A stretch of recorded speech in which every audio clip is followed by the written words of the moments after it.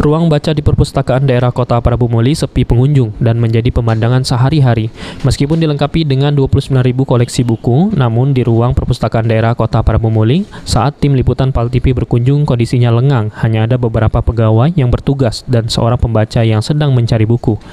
Suasana ini nampaknya sudah menjadi hal biasa, lantaran perkembangan media informasi yang begitu mudah diakses oleh berbagai kalangan, mulai dari anak-anak hingga orang dewasa, sehingga menyebabkan perpustakaan sepi pengunjung. Kepala Dinas Perpustakaan dan Kearsipan Prabu Muli mengatakan, minat baca warga Prabu Muli memang sempat menurun akibat pandemi COVID-19. Akan tetapi, pasca dibukanya kembali perpustakaan, pengunjung mulai meningkat, khususnya para mahasiswa yang mencari referensi.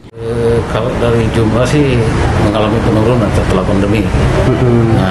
Tapi di akhir-akhir ini sudah mulai ada peningkatan. Sudah mulai ada, terutama para mahasiswa yang mencari referensi ya, selalu datang ke sini. Juga masyarakat ada, juga masyarakat umum. Apa faktornya Pak bikin agak berbeda? Iya, karena selama masa pandemi terutama kita melayani tidak dengan full ya selama masa pandemi. Mungkin masyarakat masih menganggap masih terjadi hingga sekarang, padahal kita sudah buka.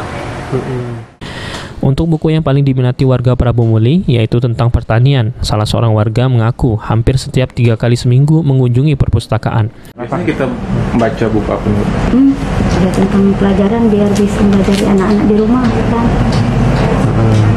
Buku-buku apa tuh katanya?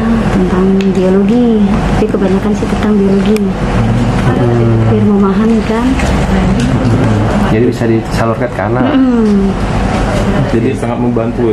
Iya. Untuk menumbuhkan minat baca warga, Dinas Perpustakaan dan Kearsipan Kota Prabu Muli banyak mendirikan pojok baca di kantor-kantor, seperti di kantor Samsat, Dinas Catatan Sipil, dan Rutan Kelas 2B Prabu Muli. Dan juga melakukan silang layanan, yaitu merolling buku-buku untuk diganti dengan judul baru per 3 bulan sekali. Beni Firdaus, PAL TV.